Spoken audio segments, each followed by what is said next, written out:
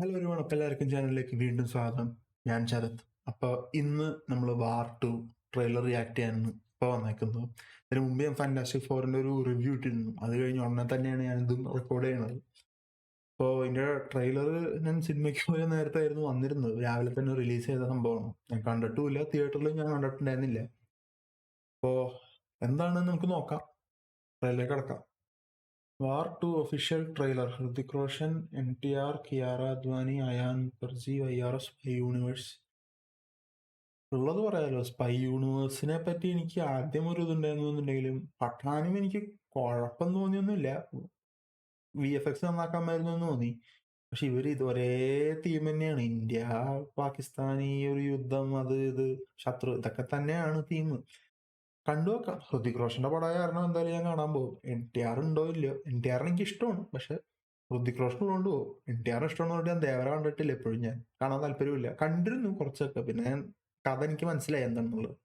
പിന്നെ എൻ്റെ റീക്യാപ്പും കണ്ടിരുന്നു. ട്രെയിലറിലേക്ക് കിടക്കാം. യഷ്രാജ് ഫിലിംസ്, ഹൃതിക് റോഷൻ, അവരുടെ ഓറ.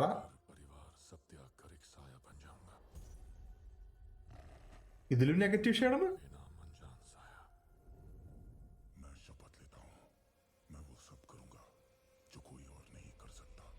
NTR മറ്റേ അരവിന്ദ സമേത എന്ന് പറഞ്ഞ സിനിമയിലുള്ള ഒരു ലുക്ക് തോന്നുന്നുണ്ട് എനിക്ക് ഇവന്റെ കണ്ടിട്ട്.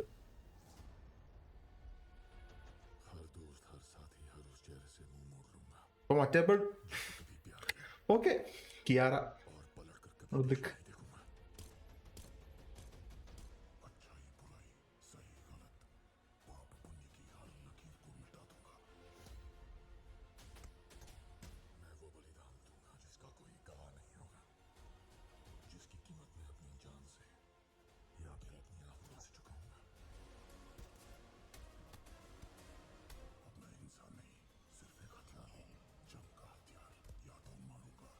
ഏ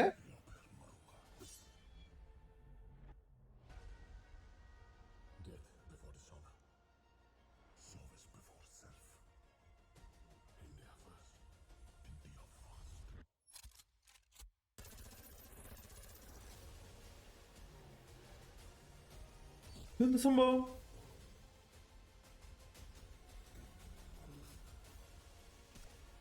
VFX ഒക്കെ പഴയ പോലെ തന്നെ.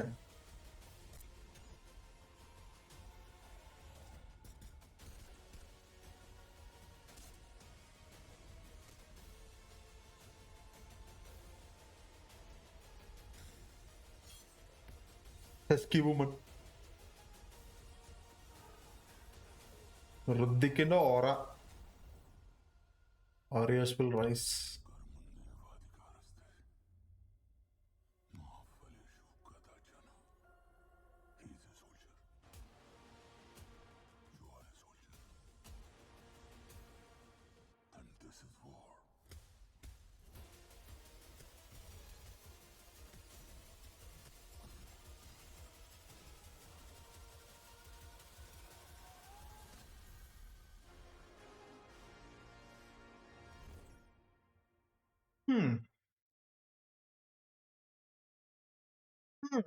കുഴപ്പമില്ല.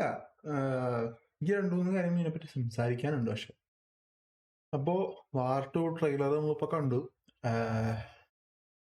ഞാൻ ആദ്യം വിചാരിച്ചിരുന്നത് ഇതൊരു ഈ ഇന്ത്യ ഇപ്പൊ മറ്റേ വാറിലാണെങ്കിലും കൺസെപ്റ്റ് അതാണ്. അവിടെ നിന്നൊരു ഇതൊന്നല്ല, ഒരു ടെററിസ്റ്റിനെ പിടിക്കാനായിട്ട് ഇന്ത്യൻ റോ ഏജൻസോ ഇങ്ങനെയുള്ളവർ ഇറങ്ങുന്നു, പിന്നെ അതിനെ ചുറ്റിപ്പറ്റി ഓരോ കാര്യം നടക്കുന്നു.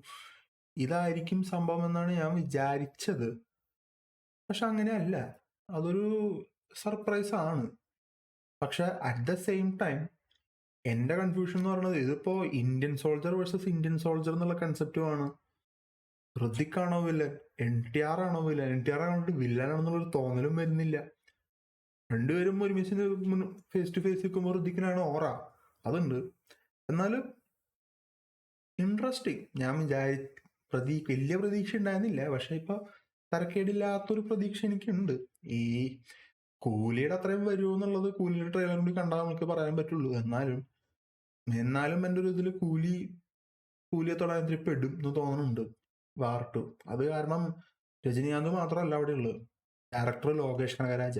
ഇത് ഇവിടെ ഋത്തിക് റോഷനാണ് ഇവരുടെ ഏറ്റവും വലിയ മാർക്കറ്റിംഗ്. പിന്നെ NTR ഉണ്ട് തെലുങ്ക് മാർക്കറ്റിൽ നിന്നൊക്കെ ആവാനായിട്ട്. പക്ഷെ ഋതിക് റോഷന് കേരളത്തിലും ഒരു ചെറിയൊരു ഫാൻ ബേസ് ഒക്കെ ഉള്ളതുകൊണ്ട് കുഴപ്പമില്ല എന്ന് നോക്കാം. കണ്ടറിയാം എന്തായാലും പടം. ഞാൻ എന്തായാലും കണ്ടിട്ട് ഇതില്ല. ഞാൻ എന്തായാലും ഈ സിനിമയുടെ റിവ്യൂ കണ്ടു കഴിഞ്ഞാൽ, ഈ റിവ്യൂ പോട്ടെ, തിയേറ്ററിൽ പോയി ഈ സിനിമ കണ്ടു കഴിഞ്ഞാലും കൂലിയും ഒരു ദിവസം തന്നെയായിരിക്കും കാണാം. കൂലിയുടെ റിയാക്ഷൻ അല്ല, റിവ്യൂ ആയിരിക്കും ഞാൻ ആദ്യം തന്നെ പോസ്റ്റ് ചെയ്യാൻ ചാൻസ്. ഇതിന്റെ ആയിരിക്കില്ല, പിറ്റേ ദിവസം ആയിരിക്കുള്ളൂ ഇതിന്റെ ഒരു റിയാക്ഷനും പൊട്ട റിയാക്ഷൻ എന്ന് വായ വരുന്നത്. ഇപ്പൊ ചെയ്തുകൊണ്ടിരിക്കുന്നതായിരുന്നു. പക്ഷെ ഇതിന്റെ റിവ്യൂ ഞാൻ പിന്നെ പോസ്റ്റ് ചെയ്യാൻ ചാൻസ് ഉള്ളൂ. But still interesting. എനിക്ക് വാറ് 1ന്റെ അത്ര എത്തുന്നു തോന്നണില്ല, എന്നാലും കണ്ടറിയാം എങ്ങനെ ഉണ്ടാവുന്നുള്ളൂ. എനിവേസ് കുഴപ്പമില്ല. അപ്പോ ഇനി ട്രെയിലറോ ടീസേഴ്സോ വലുതോ വരുമെന്ന് അറിയില്ല. സമയം കിടക്കണ്ടല്ലോ ജൂലൈയിൽ. ഇനി ഓഗസ്റ്റ് ആവുന്നു, ഓണം വരികയാണ്. അപ്പോൾ കാത്തിരിക്കാം, ഓരോ സിനിമകൾ വരുന്നുണ്ടല്ലോ. അപ്പൊ ഇനി അടുത്ത റിവ്യൂസ് ആയിട്ടും റിയാക്ഷൻസ് ആയിട്ട് ഞാൻ വീണ്ടും വരുന്നതായിരിക്കും. അതുവരെ ബൈ.